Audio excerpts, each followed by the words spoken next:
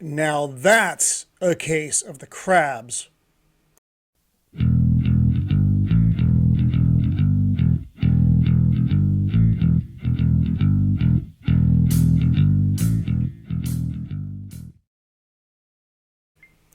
Greetings and welcome once again to Roman of the Empire. I am your host, Roman. Today we're going to be talking about House of the Dragon, Episode 2, Rules of Engagement. So, it's been 6 months since Viserys exiled Prince Daemon, and he named his daughter as heir, and things are generally kind of tense. I liked this episode. I thought it was good. There were only a couple moments, and we'll get to those that I didn't think were awesome, but overall, I thought it was a really good episode. You had dragon play, which was great, you have that sense of intrigue and plotting, which you're supposed to have in the Game of Thrones universe. Performances were, again, very good. I feel bad for Paddy Considine because he does look like more of an old rocker than a Targaryen, but his performance is still good. So, you take what you can get. But this was solid. I love the opening scene, and I can talk about this without any spoiler stuff. You're on a beach. There are bodies everywhere and crabs consuming the bodies. Some of these guys are dead, some of them are not. They're all chained to posts, and this is the mysterious crab feeder that was discussed at the council in episode 1, who was gaining power. And man, that was good stuff. It absolutely felt like you were in the Game of Thrones universe, so that made me happy. And again, so the overall episode was good, was really good. So I'm going to go into a plot summary and discuss the finer points now. So if you didn't see it and you don't want to know any of this stuff, then fly, be free. So this picks up 6 months later. There's an absence in the King's Guard, and that's what's being discussed at the council. Otto Hightower has chosen the candidates, and Princess Rhaenyra is adjusting to her role as supposed successor, and she really wants to be queen now. So, Lord Corlys Velaryon, he's the commander of the Navy. He's complaining about, and he's the one who brought up the crab feeder in episode 1, that his ships are being attacked by pirates from the free cities. And who's controlling these? It is the crab feeder. So he's pushing towards military action. The king and the advisor, everybody else in the council is like, whoa, we don't want to go to war. War is not good for anybody. But they feel that, or Velaryon feels these attacks are happening because the kingdom looks weak. You have, so Daemon, who was exiled, has taken over Dragonstone, which is another military keep of the king, with his army of gold cloaks that we talked about last episode. And this is an act that is essentially rebellion. There's no other really way to interpret it. And so Viserys isn't a very strong king. It's unfortunate. He's just not. He's a nice enough guy. So he sent envoys to the cities, trying to mellow things out with the pirate situation. And Rhaenyra, who's serving wine as she customarily does at these council meetings, suggests flying dragons over the Stepstones, which is the area that's the pirates are operating out of, as a show of force. I actually thought it was a pretty sound suggestion. Everybody else is like, whoa, why is she talking? And she's basically dismissed to go pick the new Kingsguard knight. Okay, well, it's, you have to, in any meeting, you have to know your place. That goes, I mean, business, military, ruling a kingdom. So she spoke out of turn, and I get it. She's trying to stretch her wings as the king's heir, but, and it's just a big but. So Otto Hightower has picked several candidates, and he urges her to pick one from one of the influential families, try to strengthen ties. It's, how all of these things go. And she instead chooses Kristen Cole. He's the knight who knocked Daemon on his behind in the tournament in the first episode. He is also the only candidate with actual military experience, is what she was looking for. Again, she's making good decisions. So, Viserys, remember Alicent Hightower, the Hand's daughter, he sent her to the king to comfort him after the death of his wife. And they've had an innocent relationship. They're spending an awful lot of time together now, though. So, you kind of, where this is probably headed. But that's that's not new to Game of Thrones. It's also not new to certainly the politicking of medieval times, nor even today. So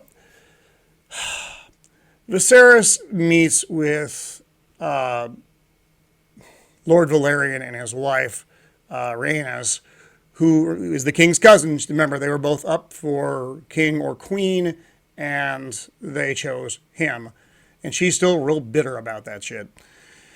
So Lord Valerian apologizes to the king about his outburst at the meeting regarding the pirates, and then proposes that Viserys marry his daughter to avoid speculation that the crown is unstable and it would unite the most powerful families in Westeros.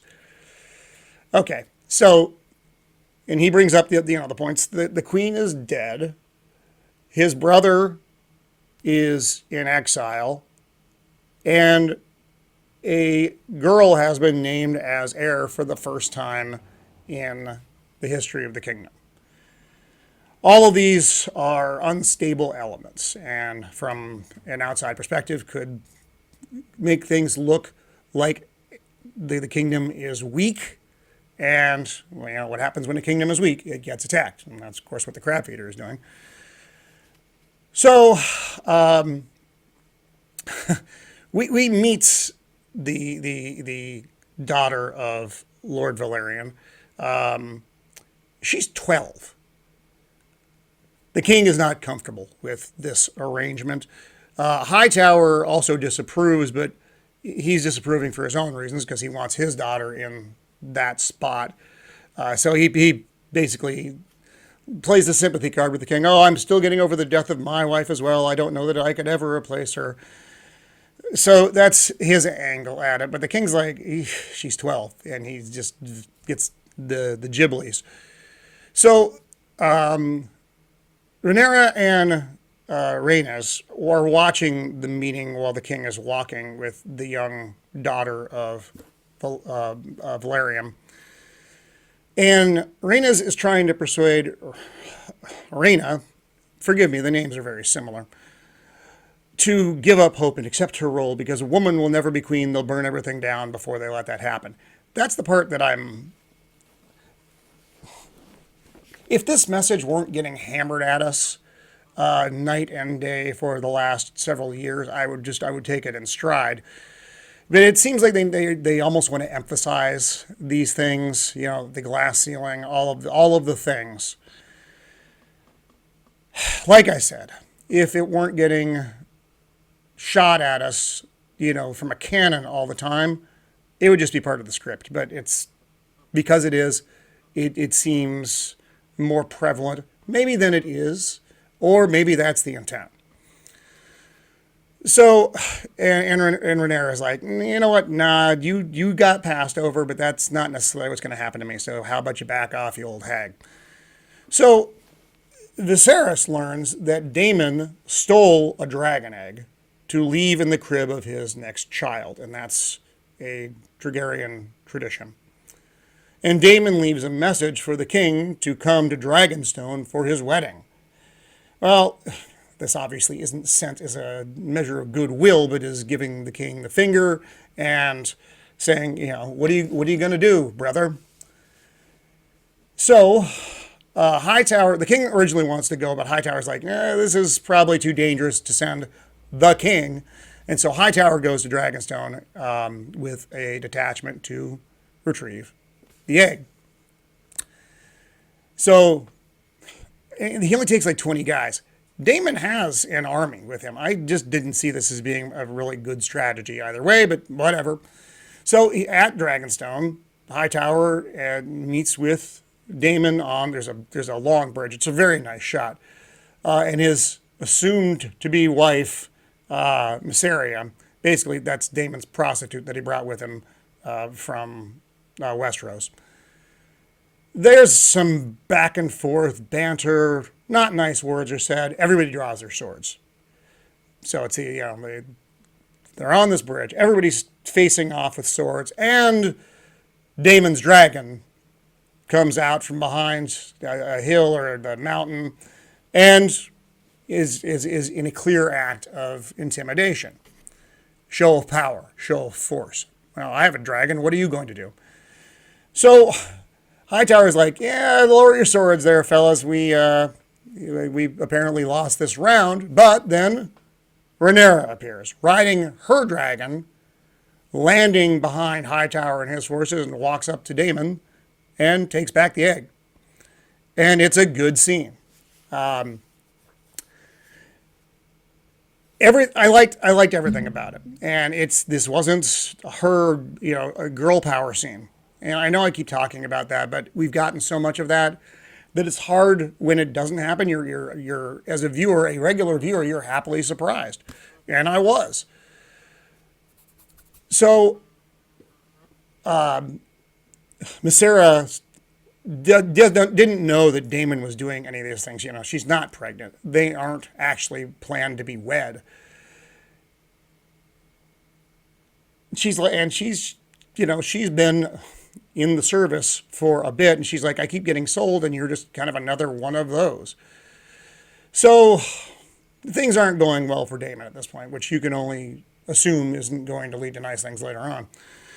And so Viserys yells at Rhaenyra for going rogue and going to get the egg, and then he kind of mellows out.